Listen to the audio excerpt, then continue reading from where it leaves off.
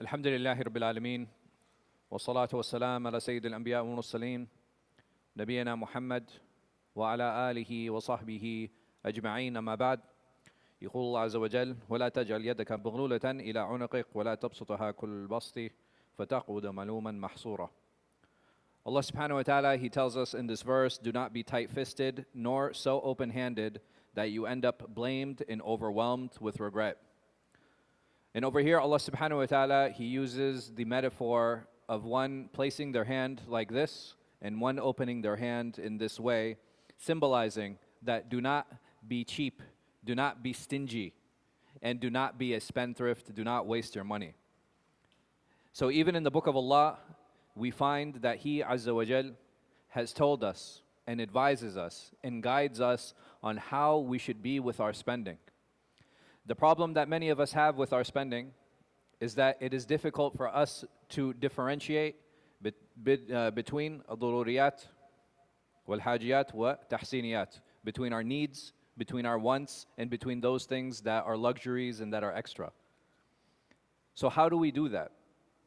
Because if we are able to find that balance, it becomes that much easier for us to live our lives.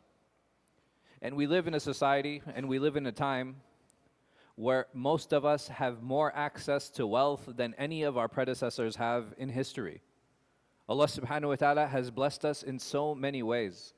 Just imagine 100 years ago, not even that long ago, there was a time where people did not have dishwashers, where people did not have cars in the same respect and same regard that we do today. People were not able to travel as we do today. People did not have washing machines as we do today. People did not have vacuum cleaners as we do today.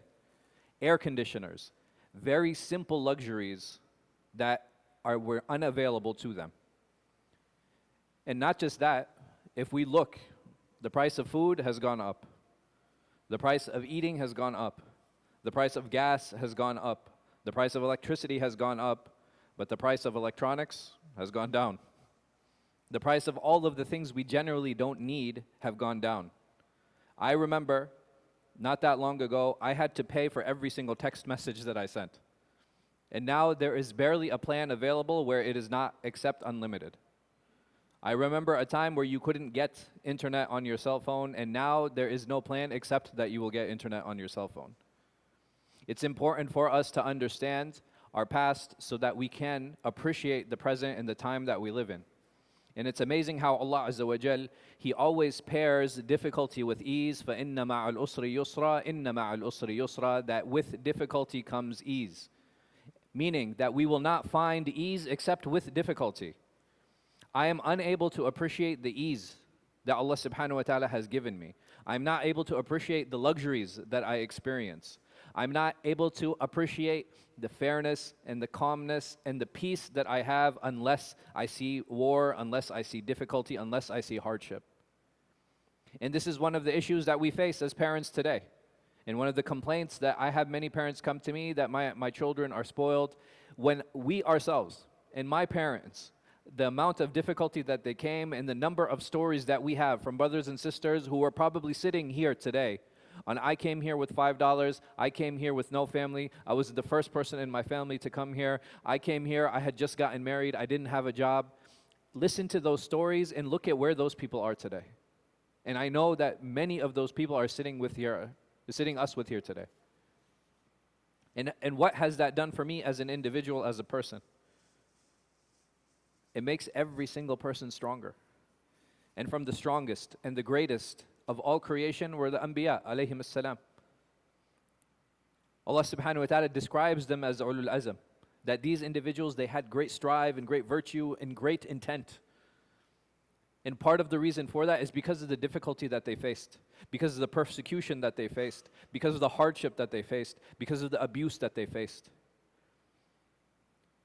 And instead, for many of us, we're scared what people will say to us. We're scared what people will do. We're scared of how people will react, without understanding that had it not been for these reactions and how the people dealt with us, there is no way for us to develop that thick skin. There's no way for us to understand how to respond. There's no way for us to understand how to engage. We cannot work from a paradigm of fear. We cannot be scared of the people around us. We should be proud of who we are. We should be proud of our Islam. We should be proud to show it. We should be proud to practice it.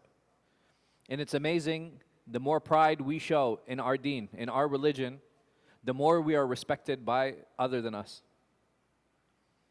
And the idea isn't us versus them, right? That was never the idea, that was never the goal. Even during Makkah, the Prophet ﷺ, he lived relatively peacefully with those who wanted peace with them. And even when he went to Medina, they were still very small in number compared to Aus wa Khazraj and Bani Qurayza. And even then, they lived relatively peacefully with them. It is only when they broke the treaties that they fought back and that they retaliated. But the Prophet ﷺ always came from a place of peace. He always came from trying to work things out and trying to help and trying to understand, because this religion is not one that is destructive, it is one that is constructive. And there are many elements and many aspects to our society that it's important for us to take because they're good. And the things that are bad, we leave them. But this brings us back to the ayah of discussion today on how do I become balanced, especially in a time when things are more expensive, especially in a time when it's become more challenging, especially in a time where we feel that our children might be more demanding than maybe we were with our parents. And a lot of it comes back to dua. A lot of it comes back to tarbiyah. A lot of it comes back to understanding and sitting down. There are difficult conversations that are important to have, and one of them that I recall is the conversation the Prophet Muhammad ﷺ had with his daughter Fatima. She came to him asking for a servant, saying, "Oh father, look at my hands, they're all blistered and calloused because I have to pull up water every day." He ﷺ, he didn't grant her a servant. Instead, he told her to make dhikr before she went to sleep every night, telling her to appreciate the blessings that she has, and that with this hardship and with this difficulty is something that only you will benefit and you will grow in. And we truly found that in her, radiallahu anha, and how she spoke, how she carried herself, how she presented herself. It was extremely much like her father sallallahu alaihi wasallam. So what are we going to do? What adjustments are we going to make? In some of those difficult conversations we need to have is we need to budget. Some of those difficult conversations we need to have is we need to change our lifestyle. Some of those difficult conversations we need to have is, and sometimes with myself, I can't get that new phone. Maybe this car is a little bit out of my range and I need to look for something a little bit less. Maybe I can't live in a house yet and maybe I should look at an apartment. These are conversations we don't want to have. Nobody likes hearing no. Nobody wants to hear no. Nobody wants to feel denied. And the thing that many of us fear is that we have come from a place of denial, right? Maybe we lived in a place that was so difficult and it's so hard. When we reach a point of relative success, it becomes that much more hard to hear no. It becomes that much harder to feel restricted. But what is the difference here? This time the restriction is something we put on ourselves. It's not from the outside. Maybe when I came here, or maybe when I landed, or maybe I was living in a place where I didn't have that money. I didn't have a choice, but now I do. And if I have that choice, is this something I want to instill in my children? Is this something I want to instill in my family? When Allah subhanahu wa ta'ala tells us and reminds us and warns us, قُوا أَنفُسَكُمْ وَأَهْلِيكُمْ نَارًا, save yourselves and your family from the hellfire, are we actually implementing this verse, not just in our prayer and not just in our fasting and not just in our zakat and hajj, but also in the way that we're dealing with one another, also in the way that we're spending our money, and even how we give zakat, and even how we give sadaqah. Allah subhanahu wa ta'ala, He gave this as a mechanism to tahhiru bih, like to clean our money. And if our money is not getting cleaned, we're only going to get caught up in debt. It's amazing, 70% of Americans plus have less than $1,000 in their bank account at the end of the month. This is scary. All it takes is one emergency. All it takes is one accident. All it takes is one failure or one missed payment. And how many people will fall into complete bankruptcy? The Muslim should always be in a state of spiritual strength. The Muslim should always be in a state of social strength. The Muslim should always be in a state of financial strength. That doesn't mean that everybody is expected to be wealthy. That's not realistic. But I do expect everyone to be financially independent. I do expect everyone to understand this is how much money I have. How do I make it work? Because لا يكلف الله نفسا إلا وسعها, that Allah does not burden a soul more than it can bear. And if my salary is $1,000, $2,000, $10,000, Allah has given that to me so that I learn how to budget it and I learn how to live within that framework. And if I need help, we have financial advisors, walillahi alhamd, within the community. If I need help, we have accountants in the community, walillahi alhamd. If I need help, I know people who do taxes for the brothers and sisters who can help them with their taxes, walillahi alhamd. I know brothers who have businesses who understand how business works and how to work those write-offs and how to maximize their income and how to, make their portfolios diverse. These are all things that we need to look into because Allah subhanahu wa ta'ala has given us this wealth as an amana. He's given it to us as a trust.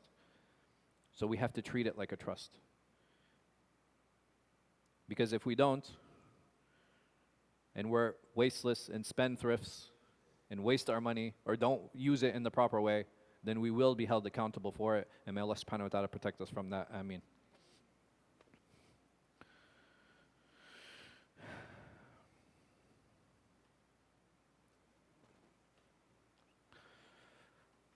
الحمد لله رب العالمين والصلاة والسلام على سيد الأنبياء والمرسلين نبينا محمد وعلى آله وصحبه أجمعين أما بعد يقول الله عز وجل واعلموا أنما أموالكم وأولادكم فتنة وأن الله عنده أجر عظيم. Allah subhanahu wa ta'ala tells us that be aware that your possessions and your wealth and your children are only a test and that there is a tremendous reward with Allah subhanahu wa ta'ala. Allah gives us this verse as a reminder that I will give you wealth and I will give you children. What are you going to do with your wealth and what are you going to do with your children? What is our role? If we understand that our wealth is an amana and we understand that our children are an amana, are we going to waste our wealth and are we going to waste our children or are we going to invest in them? Are we going to use them in a way that is not only a sadaqah jariyah but a way to uplift the community? Are we going to invest in businesses so that we can employ more Muslims and help our communities? Are we going to give in sadaqah? Are we going to open up financial institutions to help our brothers and sisters who are looking maybe to get jobs in the future, looking to get school, looking to go to trade school? There are so many opportunities, and many of those opportunities revolve around financial security. And the thing that makes me sad and the thing that makes me upset is the number of brothers and sisters that pass through here who have passed away, and may Allah subhanahu wa ta'ala have mercy on them, and they don't even have enough money for their own kafan, for their own body wrap and their shroud. What kind of preparation are we making? And someone might say, well, this world is not for enjoyment, this world is not for spending, this world is not for these things. Like, is this world to test my family and to leave them poor? Like the hadith of Sa'ad ibn Mu'adh, where he came to the Prophet sallallahu alaihi wasallam and he asked him, he said, allow me to leave all my wealth lillah. Because he felt he was going to die. He said, I have only one daughter. I just want to leave my wealth for Allah subhanahu wa ta'ala. The Prophet ﷺ said no. He said, okay, what about half? He said no. He said, okay, what about 1/3? He said, athuluth wa thuluth kathir. He said, even 1/3 is a lot. He said, it is better that you leave wealth in the hands of your family versus them going out and asking the people in the streets. And I just want everyone today, go home, go to GoFundMe, go to these different campaigns, and type in janazah. Just type in janazah, that's all I ask. And look at the number of Muslims who are looking either for their kafan to be paid or their family to be supported. And I'm not saying this is every situation because accidents do happen, I understand that.